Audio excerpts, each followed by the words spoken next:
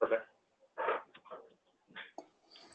Okay, so we're at Kingfisher Sprint Run Review. The sprint was 3 weeks long, so it went from March 9th through today, March 28th. So we'll start off with platform. Ray?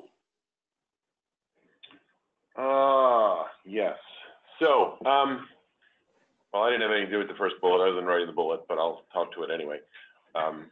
My esteemed colleagues in the platform group have been working on a way to get more robust builds out of the Amazon infrastructure, and one of the problems we've always had is that we couldn't run STC, which is our sort of actual integration smoke test, on the bits up at Amazon due to various networking and VPN issues.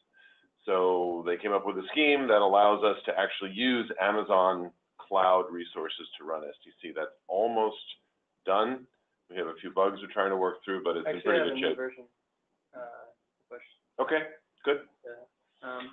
The other cool thing about this is it can serve as a backup for our lab-based infrastructure. Like yesterday when our servers got shut down, or when we have power outages. It can also be used sort of burst out capacity or for remote development.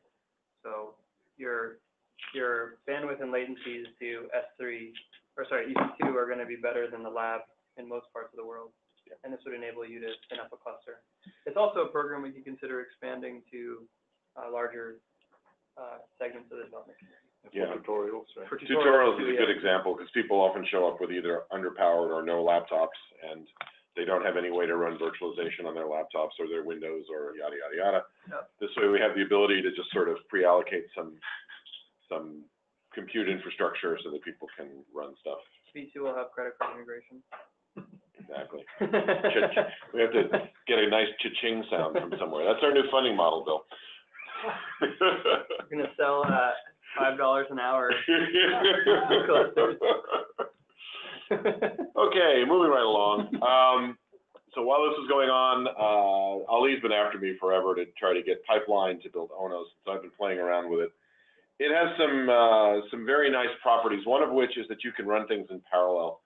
So for example, we've got a setup now, which I'll just show later, that runs unit tests, runs a build, and then in parallel runs unit tests, building the Docker image and an STC instance. This gets us from about a 15-ish minute end-to-end build to about 5.5 or 6, which doesn't sound like much, but it's less than half. So we're at the point now where it's almost where we can run it as part of every Garrett check-in. That's kind of the goal, is to be able to know if things have gotten roached by individual check-ins.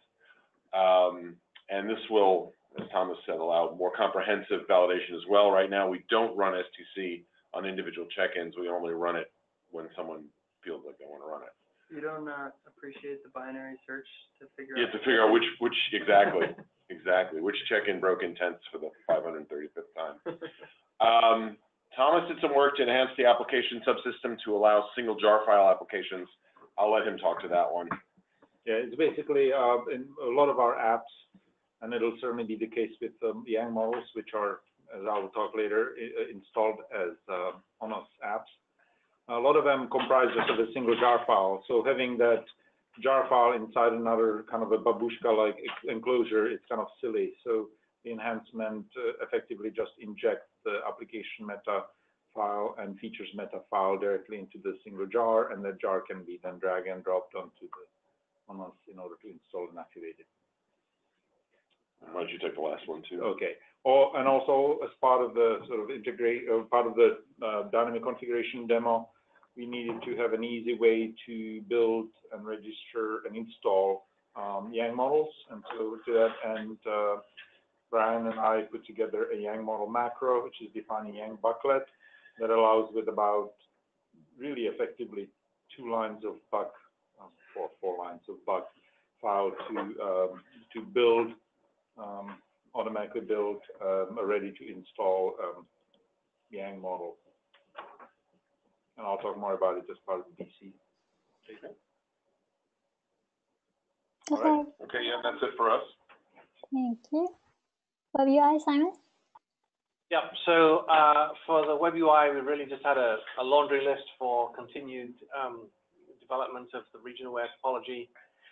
I'll let you all read the bullet points for yourself. Just to comment though, also, I kind of spent half my time on this. Stephen was working on this, but I also spent some time supporting the demos, the various demos that had ONOS UI involved. So that was what the web brigade were doing this sprint. Cool. Thanks, Simon. Deployment, Luca? No, I think Luca's not present because he's feverishly trying to install a server into a rack. So To prevent the server room from catching fire. yes, The card he will provide an update. But I think from a summary on here is just basically it's kind of evolutionary enhancements to the meter subsystem in order to be able to enforce the intent bandwidth. constraint. Yes. Yep. Packet. Utah? So on backup origin, adding support for equipment we need for the ONS and OC demo, such as offering several devices and so on. Utah, louder.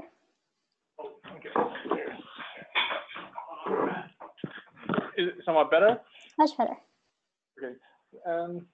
As part of that, so there are some devices that comes in between the optical path, which is not going to be aware of the wavelength. So we needed a way to allow them to be part of the path computation and so on. So that was the wavelength transparent devices and the optical conductivity. So currently we have an app outside the intent framework to do multi-layer path setup, and we added some enhancements so that it can track a little bit better about the correlation between multiple intents, which will eventually provide end-to-end transport connectivity. And another thing is that, so in the optical network, there is certain amount of unidirectional links. So we added somewhat better support for unidirectional link within the link subsystem and so on. And as a test tool, we developed an inject provider where you can pick up the basic device config and port config and inject it into a topology so that you can test out only the path computation part of things and so on. There are some more drivers that we will use for ONS, but it's not cleaned up yet to be merged to master. Those are like ONOS driver and CNR and Momentum that's hanging in there.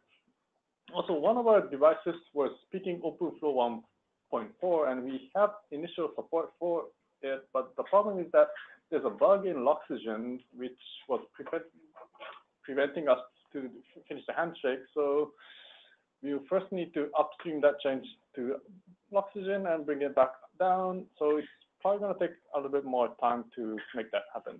And the last one is, actually, this is something we probably need to enhance the topology service, but we're trying to do the wavelengths aware path computation, but the current path service can pass each hop cost, but it cannot express the whole end-to-end path viability. But underneath it, the graph library itself does support that kind of thing. So we probably need to poke a hole in where the path service can specify that kind of intention all the way down to the engine. Yeah. Also, we have not taken advantage of the multi-vector vector costing, yeah. vector costing, which would probably come in handy here as well. Yeah, sure.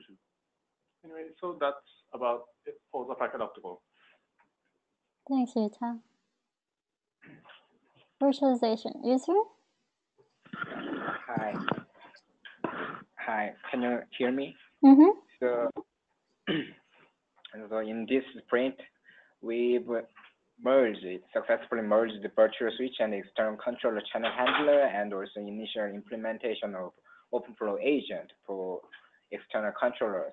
Thanks to this merge, now we can connect external controllers with the ONOS virtualization network through OpenFlow as a node-bound API.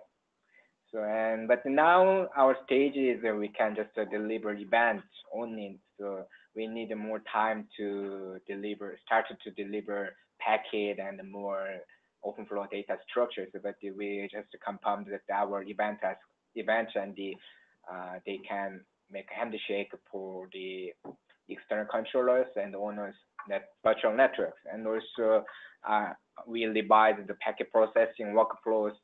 So in the previous version of packet provider has some, the virtual packet provider has some logical defect.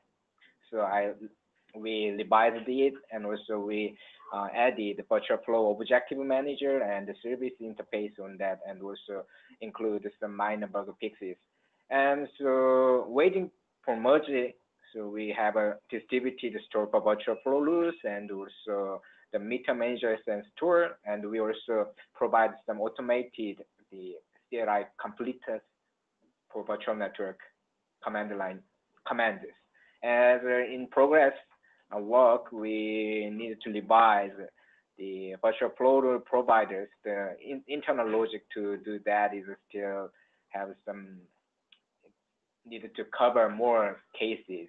So you know that the virtual network, the translation process is quite complex, and we need to devise it over and over to cover most of the virtual network cases will be covered by virtual flow providers. Also, OpenFlow agent need to be revised the packet and flow processing support. So that's it. Thanks, Justin. Dynamic config, Thomas? Yeah, so I'm going to speak on behalf of Patrick, who's not able to be here.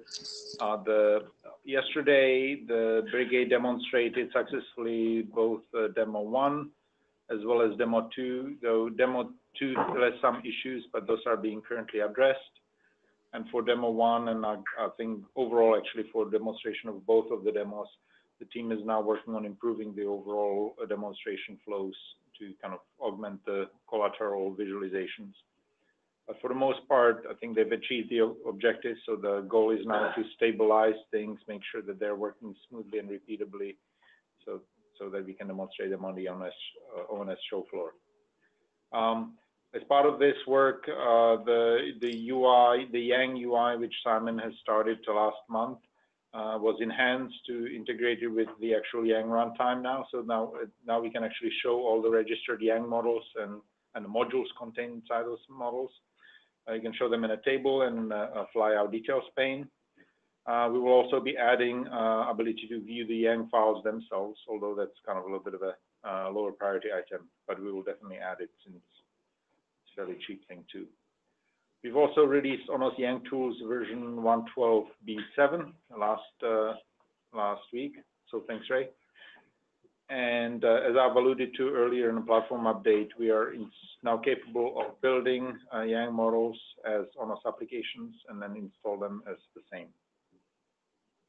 And that's pretty much it for now. Okay, thanks, Thomas. Marcel? I think overseas, we are introducing intent compiler for objective, and it's waiting for review. And we also have a stack for it. And the other two is in progress is investing some mechanism for resource service and meters. Yeah. Okay, thanks, Yi. Suchitra?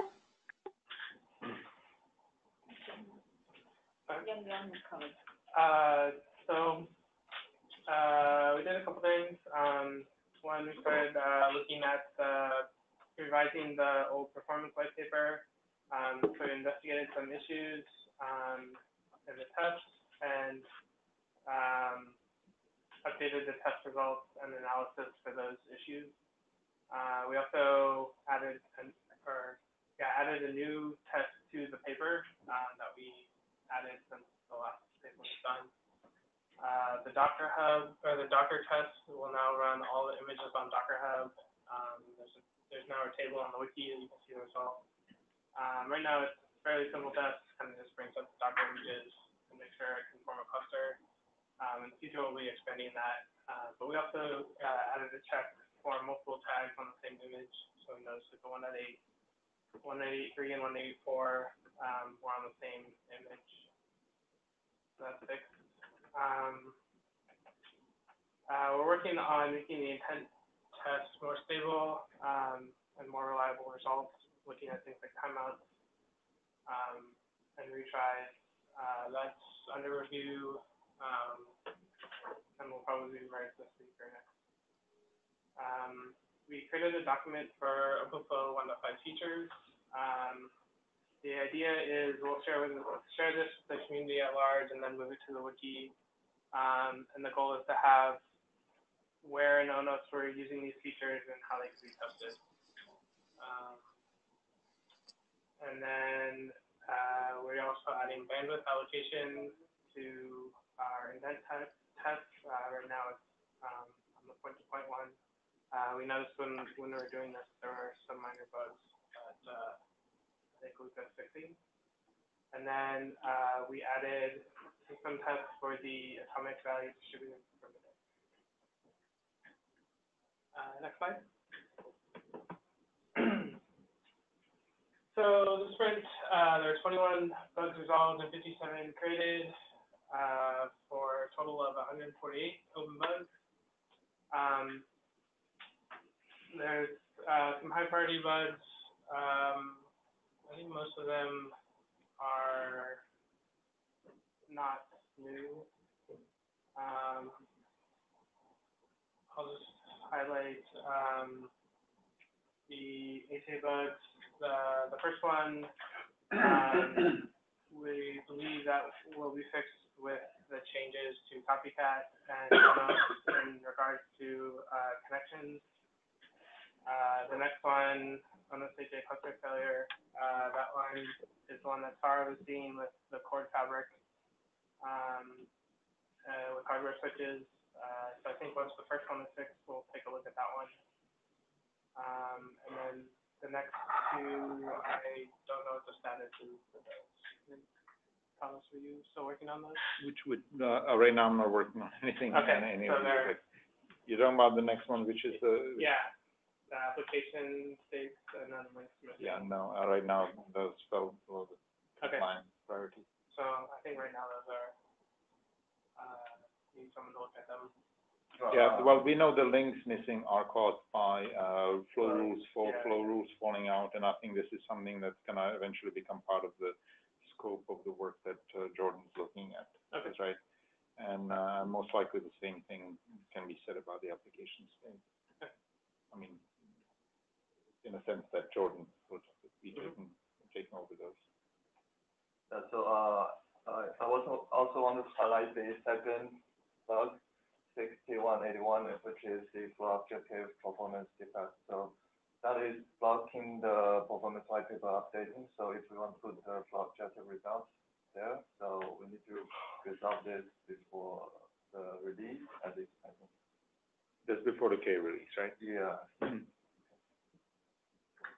All right, that's it. Okay. Thanks, John. Next, Kian. Okay, in this sprint, we mainly focused on implementing the mapping management application. The details are follow. So first, we implemented the simple and the distributed mapping store. So currently, the stores are mostly used for storing the abstracted mapping information. And since this driver part is not in place currently, so the mapping programmability will be added later for the store. Then we also added the initial version of mapping manager through which we can query the mapping information from the distributed mapping store. And this relies on some specific LCAF addresses which require further abstraction, and to realize that we added the extension mapping addresses to abstract the application data and multicast and NNTT and corresponding like LCAF addresses. We are currently working on implementing the REST API for mapping management application. And before that, we are in the middle of adding various codecs for mapping addresses and its instructions and primitives. And we are also in the middle of adding the support for stressing the Lisp southbound so that the performance and the security brigade can start to working on to work on assessing the Lisp SPI performance. And that's all we have in this sprint. Thanks. Thanks. So Vincent provided an update on OpenStack integration. So what they've done is they've added support for VLAN mode, added CLIs to refresh network states, removed unused OpenStack interface app, added some unit tests for the OpenStack networking app. For more details, you guys can look below. And then a bunch of functionality in progress, such as support of VLAN mode for gateway node bootstrap, as well as the refactoring of the Neutron security group. In progress would be OBS NAT and connection tracking and LOXI and southbound, and working on more unit tests. Okay, we'll go over this real quick and then Ray can do his demo. So Kingfisher Sprint 2, we'll be starting that post ONS. So as we look at where we're at the rest of this week, I assume folks will be very busy with ONS prep, with next week being mostly consumed by ONS. And then the week after that, what we'll do is we'll do planning for Sprint 2, which will span 3 weeks. And Sprint 2. So Sprint 2 planning will start on 4/10. So what I want to do as of the next sprint is for the review session, I'd like to add an additional item to the template. And this is where we're going to have a quick retrospective by each of the scrums as to why accepted story points are not getting completed. This could be because of ONS. This could be because we're overly optimistic. I think the main thing is I just want to make sure that the team's getting together and kind of working through what some of the impact are. And this way we can have a retrospective meeting before our next release planning to make sure that we're cascading this up to, the team, right? The I guess management, to make sure we better understand what we can do to address it. What I'll do is I'll leave the sprints open until after ONS, and then I'll close it on 4/7 and create new sprints for Sprint 2 planning. We had talked about possibly building a beta for ONS demos. Do we need or want that? Or is everyone covered? So my understanding is that anyone who needs such a thing is already building their own. If I'm wrong in that, please let me know and I'll actually build one. But I'm running on the assumption that people have already have the ONOS bits they want. Yep, I think that's correct. So frankly, I don't think it's necessary for this. Okay, we'll skip that then. And then for the demo, right, I will unshare and then you can share. Demo is a very strong word for what I'm going to show, but it's the show and tell.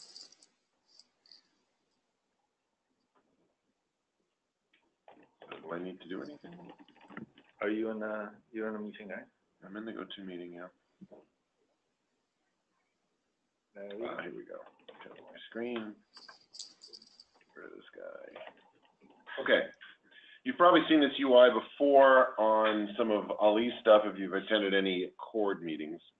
But basically, this is what the pipeliner is. It's a way of, instead of having what's essentially an embedded shell script do the build for you, which is what a normal Jenkins job is, you upload this Groovy script that has this notion of steps in it. Each of the boxes on here is a step.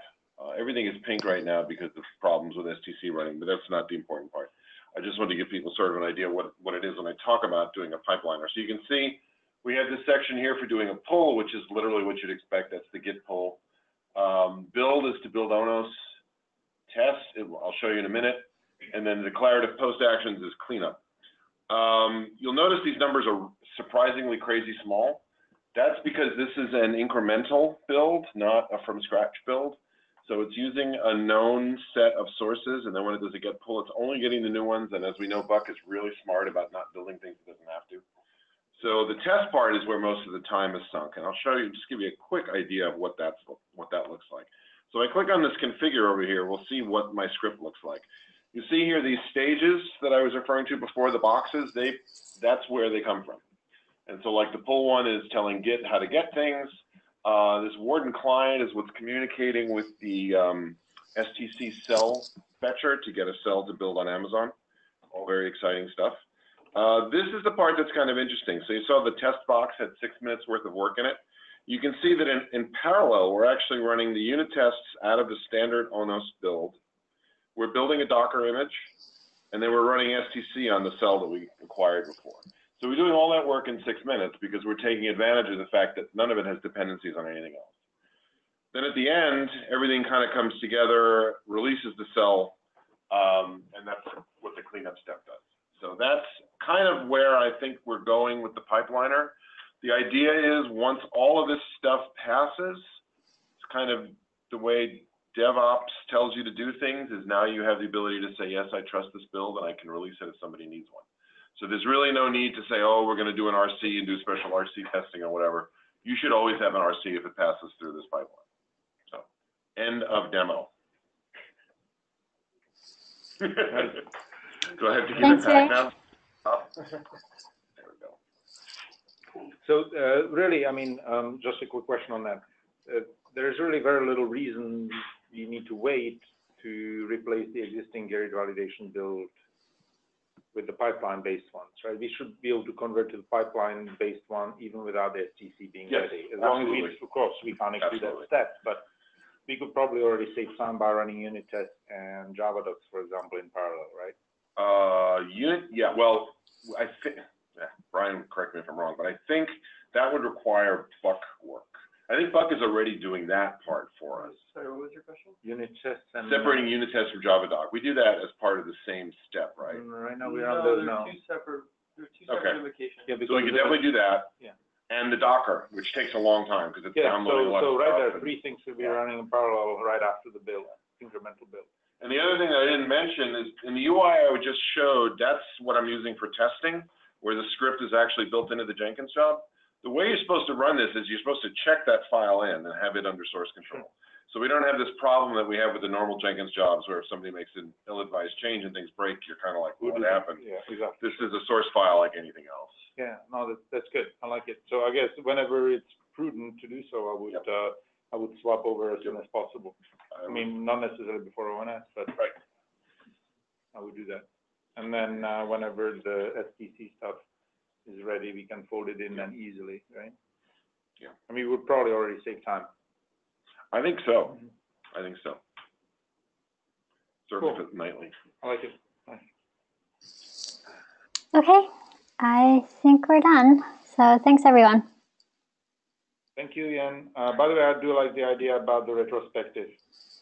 It's a good idea just even for the team to be sort of self-aware of what it, so it can sort of remind itself what it signed up for versus what it was able to accomplish. And so hopefully they'll come into play for the next planning.